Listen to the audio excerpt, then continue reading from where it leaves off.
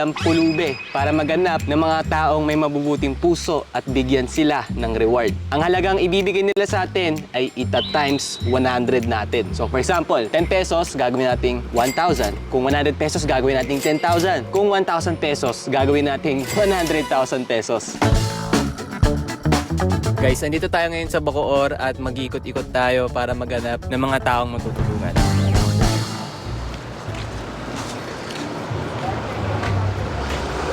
Kaya pwede makingin kahit barya lang po. Pamasahe lang po.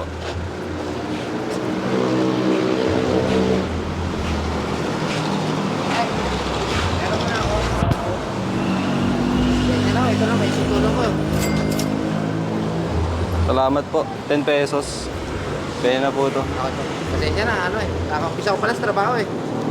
Thank you po. Malaking bagay na po ito. Makakabiyahe na po ako. Kaya sino pa dito? Bert, dito Bert! Ano po yan pagkain? Ano po eh, kasi may gulat na ako eh. May gulat na ako. Ako, bigay sa inyo. Ay sige po, sa kanya po. Okay lang po. Okay. Hirap na ako, nakasama ko na. Tampo. Pasensya na ha. Yan lang po, pera ko eh. Okay na po ito. Hindi pa ako nakakaano ng tip eh. Kamaya pa ako. Maraming salamat po. Okay po, okay po. Kuya, Ay, prank lang po yun. ha? Prank lang po. Hindi po ako totoong pulube. Meron lang po akong gustong pamigay. Ito po. Ay! Bibig. Opo. Maraming salamat po sa pagtulong niyo. Sobrang bait niyo po. Gusto niyo po akong bigyan ng pagkain. Sige po kuya, tanggapin niyo na po. Oh, Opo. parang parang kinakabahan ako eh. Hindi po, promise. Ito po. Maraming salamat po. Napakabait niyo po. Sige. Salamat po, thank you. Malaking bagay po ito. Maraming salamat po sa pagtulong niyo. Makakatulong po sa pamilya ko. Bali kasi po sanay na rin po ako sa hirap po.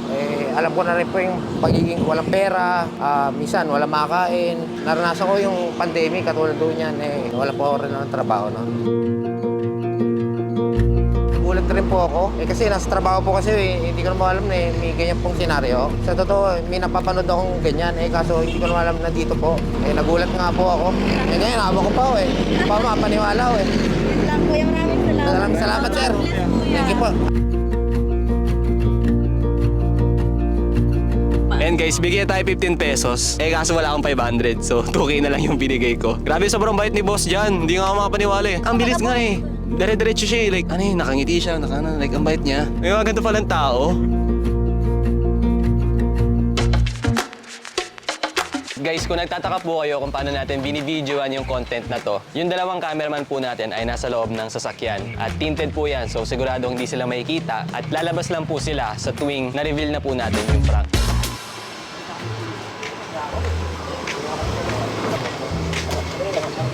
Pwede po makingi barya. Pamasahe lang po. Pamasahe lang po. Pauwi probinsya. Probinsya, mahal pa mo sa aero. Meron ako dito, barya bro. Opo, kahit magkano lang po. Ito, 5 piso mahal. Thank you po. Malaking tulong na po ito. Maraming salamat po. Meron din makingi kasi. Maranasan ko. Bro, makisip pa lang ng ito. Taka ka na ha? Ano po pinalayas po ako sa amin eh. Kaya uwi po ako sa kabilang pamilya ko po. Ikaw? May kasama ka na? Wala po. Sa stepfather ko po. Ito na. Isa ka na dyan. Thank you po. Maraming salamat. Ingat ka. Itulong ka pa mo. Thank you po. Nasa itulong mo yun. Mamatid ko siya. Kain mo, wala kang kain. Wala po eh. Wala po dito eh.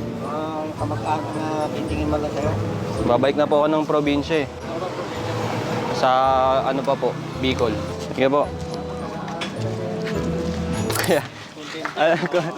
Ano lang po, social experiment lang po. Ito po, kuya. Uy! Opo, tanggapin niyo na po. Nabutan tuloy na. Mata yung mali. Maraming salamat po. Sige na po, kuya. Nakakaya ka naman bro. Thank you po, thank you po. Ayaw kasi ng gano'n eh. Ito po. Salamat ha. Hindi kuya, huwag na. Sige. Sige po. Ano po, yun po yung ano po eh. Kailangan po namin gawin eh. Pero may doubt na ako nung lumapit ka eh. Doubt na ako eh. Kasi nag-uusap kami. Okay ka eh. Kaya tanggapin niyo na. Maraming salamat. Thank you po. Hindi ako yung sinelas mo eh. Mas mamahal sinelas mo eh. Tama rin yun, inaalam nyo yung mga tao sa paligid. Kasi sa panahon nyo, mahirap na makakita ng tao na magiging sa marital.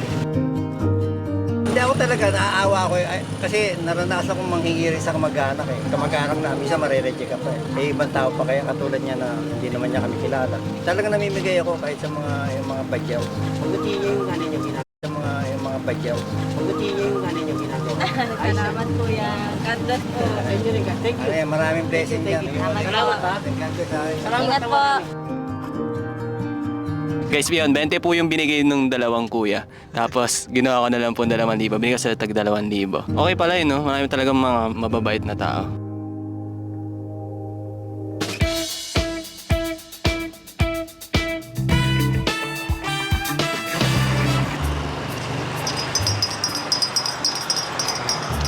Pwede po makahingi kahit barya lang po. Lagi sa amo ko to eh. Kahit barya lang po. Okay, mauwi. Sa probinsya pa po eh. Probinsya na. Ano, Bicol po. Pamasahe lang po sana pa uwi kahit barya lang po 5 piso. Madami na yung tulong doon sa Puso. Kailang wala pa akong maiko kasi wala pa akong wani.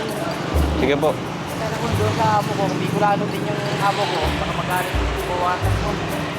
Kaya kitang walang problema kayo lang. Sige po. Hingi po sa iba.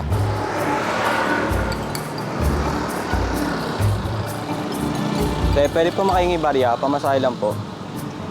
Pauwi lang po ng probinsya. Kahit magkano lang po, te. Maraming salamat po.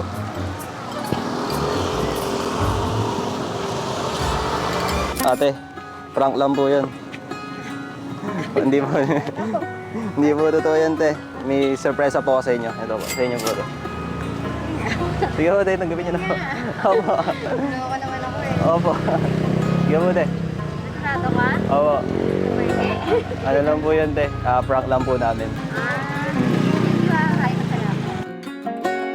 Naawa ako sa kanya. Kaso kahit gusto ko siyang bigyan ng medyo malaki-laki, kaso matumal sa ngayon kasi hindi naglalabas yung mga tao kasi sobrang init. Sabi ko kahit gusto ko siyang bigyan ng malaki-laki kahit halagang 50 pesos, 20. Eh sa matumal nga ang paninda, yun lang naibigay ko. Talagang pag may nagtingin tulong dito, talagang kusa ako binibigyan. Walang pumunta rito na hindi ko binigyan. Ganun ako sa mga humingi. Kahit pahingi akong fishball, binibigyan ko. Kahit pahingi ako, binibigyan ko. Kahit sino yung humingi ng tulong, nagbibigay ako kahit konti. Alam ko naman kasi na konting halaga lang yan eh. Ano din yan, babalik din sa akin. Sige. God bless din po. Sana marami pa kayong matulungan. Tama yung sinabi ni ate, kapag tumutulong ka, babalik yan sa'yo. Wala naman din yan sa halaga kung malaki or maliit yung binigay mong pera as long as tumulong ka. Tsaka tama yun na the more na tumutulong ka, bumabalik talaga sa inyo yan. Doble-doble, triple, kasi may tinatawag na karma eh. Do good, good life comes to you. Pero kapag masama yung ginagawa mo, yun, nagiging masama rin yung nangyayari sa buhay mo.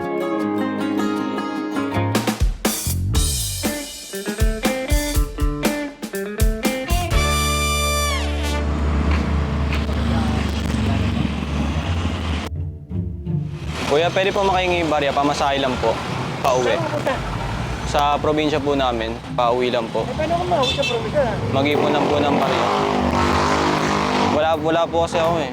Mangingi lang po sa barya pauwi. Bariya. Saan mabuta? Sa Bicol pa po. Saan ka sa Bicol? Sa Sorsogon? Sa Albay? Sa Legazpi po. Gaspi? Camarines North. O yan, yun na lahat yan. We, seryoso po? Magkano po ito? Kasi kulang mahigit. Sige na, Tama po. Thank you po. sige na, sige.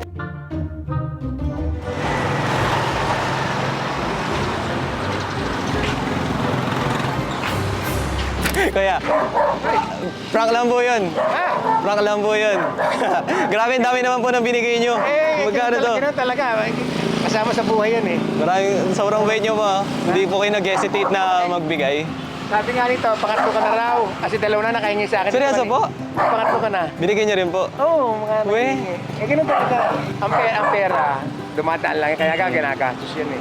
Bumabalik din naman po pag binibigay, no? Grabe, ang bilis nyo magbigay, no? Ha? Parang Oh, habol ko pa, may natira pa ng piso eh. Oh. pinulot nyo na lahat, tapos binigay nyo na eh. Ang bait nyo po, sobra. At dahil po dyan, meron po kaming surprise po sa inyo. Opo, ito po. Sa inyo na po ito. Opo. Sa inyo na po, deserve nyo po yan kasi tumutulong po kayo eh. Vlogger ka yata eh. Opo, Ha? yun din po. Yun din po yung content po namin. Ganun ba? Opo. Ito po. Tagapin ko ba to? Opo, tanggapin nyo po, deserve nyo po yan. Kasi palagi po kayong tumutulong. Opo. Liglig, umahapag. Pag nagbigay ka. Pag nagiging ka, buwabalik. Yan, tama. Thank you po. Ako talaga, yung mga dumadaan dito, minsan, kaya kanina nagpakain ako ng mais. Yung mga lagi nangihingi sa, marami nangihingi sa akin dito. Kaya ako, bigay ako ng bigay. Open naman ako eh. Ang ano nga lang, siyempre, sabi nga, kung ano ang nasa bulsa mo, meron o wala, ipagpasalamat mo sa Panginoon. Kaya ako, pag merong ano, malawag sa kalooban. Para yung sa, sa Corinto 9:6 sa Bible, magbigay kayo ng ayon sa iyong kalooban. Magka-73 na ako. Hindi po halata. Parang 50 lang po kayo. Okay, kita mo na sabi nga, ang problema kasama sa buhay ng tao. Ngayon, parang bagyo yan. Dumadaan lang yan. Bukas wala na. Salamat po. Nice meeting nyo. Salamat sa inyo. Salamat din sa inyo. Sobrang religious si tatay. Hindi halatang 70 siya. Kaya nga makita mo yung pagka-positive niya nag-reflect sa sarili niyang mukha eh. Kasi kung titignan mo siya, hindi siya mukhang katanda kahit 70 na siya. Like, ang fresh niya. Parang stress-free yung buhay niya. Tumutulong siya palagi tuwing may nangihingi. Feeling ko hanggang doon lang talaga yung binibigay nila guys. Like 10 pesos, 15, 20. Hindi na sila masyado lumalagpas nun. Kaya laging 2,000 na papamigay natin guys kasi 20 yung mga binibigay nila. Kung mas mayaman lang sana ako eh, no? Sarap pa sana mamigay ng mamigay, no? Kaso yun lang yung afford ko guys eh. Kasi tina-times 100 ko lang naman yung ginagawa nila eh. Siguro next time times 1,000 na. Kapag ano na tayo, pag 10 million subscribers na tayo. Subscribe na kayo. Road to 2M subs, ha? Walag 2M, mas mamimigay pa tayo mas madami.